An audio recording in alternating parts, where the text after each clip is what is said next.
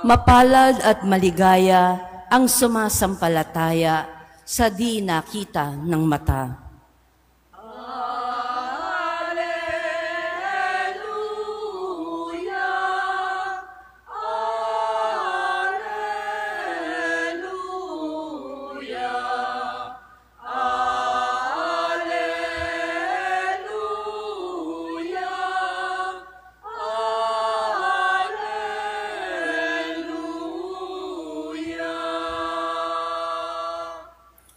Sumainyo ang Panginoon. At sumainyo rin. Ang mabuting balita ng Panginoon ayon kay San Juan. Papuri sa iyo, Panginoon. Si Tomas na tinaguriang kambal, isa sa 12, ay hindi nila kasama nang dumating si Jesus. Kaya't sinabi sa kanya ng ibang alagad, "Nakita namin ang Panginoon."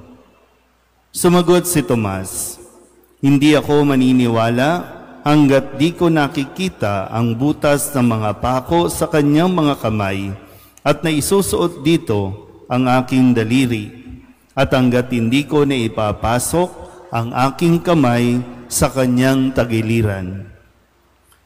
Makalipas ang 8 araw, muling nagkatipon sa loob ng bahay ang mga alagad, kasama nila si Tomas. Nakapinid ang mga pinto. Ngunit pumasok si Jesus at tumayo sa gitna nila. Sinabi niya, "Sumainyo ang kapayapaan." Saka sinabi kay Tomas, "Tingnan mo ang aking mga kamay at ilapit dito ang iyong daliri. Ipasok mo ang iyong kamay sa aking tagiliran. Huwag ka nang mag-alinlangan, maniwala ka na." Sumagot si Tomas, "Panginoon ko at Diyos ko." Sinabi sa kanya ni Jesus, "Naniniwala ka na ba sapagkat nakita mo ako? Mapapalad ang mga naniniwala kahit hindi nila ako nakita." Ang mabuting balita ng Panginoon. Pinupuri ka namin, Panginoong Hesukristo. Isang magandang umaga po sa inyong lahat. Bagamat bumubuhos ang ulan, nawa po ay patuloy tayong pagpalain ng Panginoon sa ating pong pagdiriwang ngayon ng ating banal na misa, kung saan ating pong ginugunita at ipinagdiriwang ang kapistahan ni Apostol Santo Tomas, isa sa 12 alagad na pinili ni Jesus para pangunahan ang simbahan na kanyang itinayo. Bagamat sa ating ebanghelyo, si Santo Tomas ay punong-puno ng pagdududa.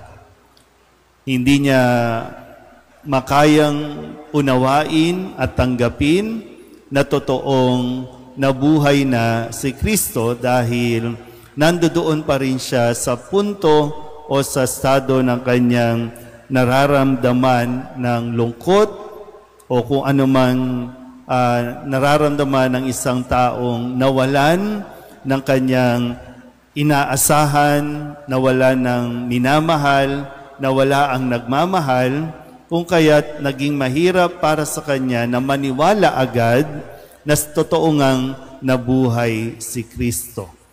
Siyempre, yung emosyon. Minsan, kailangan talaga natin ding unawain, kung sakali na may mga tao sa paligid natin na hindi matanggap, na wala na ang mahalagang tao sa buhay niya, kailangan lang natin unawain din ano ang nararamdaman ng taong ito.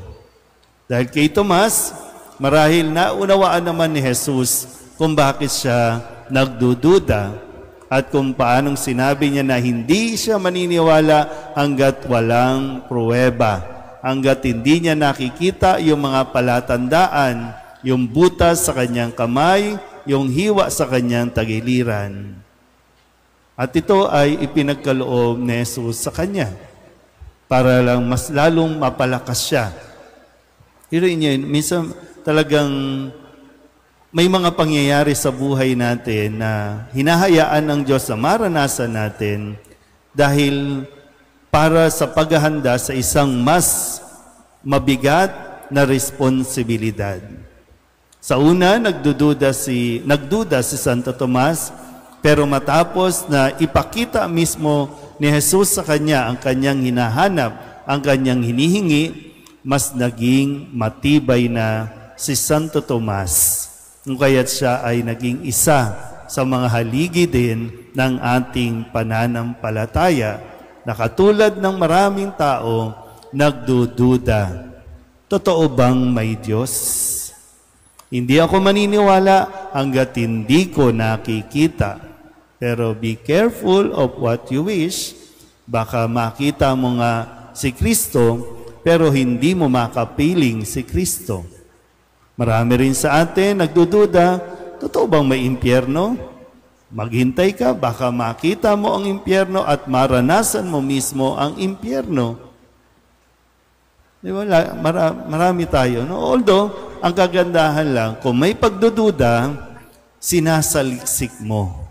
Kung may pagdududa, inaalam mo at pinalalalim mo.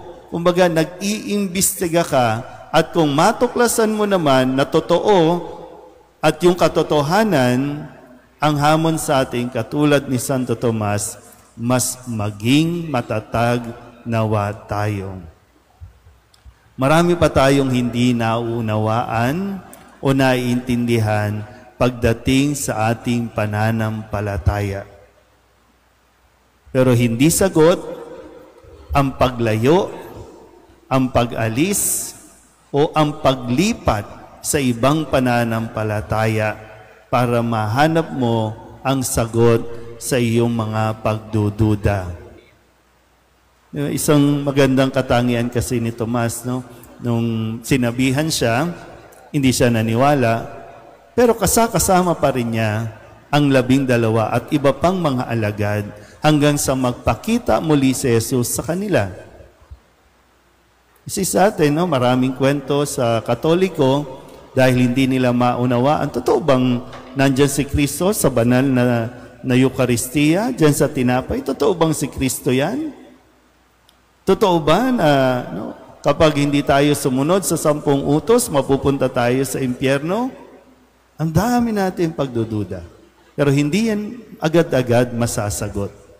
Kasi yung paghahanap natin ng kasagutan, yun din nawa ang magpalalim ng ating ugnayan sa Diyos. Magpalalim ng ating pananampalataya. At isang araw, ito rin ang gagamitin natin sa pagpapahayag ng pananampalataya sa iba na marami din at punong-puno ng pagdududa. Amen.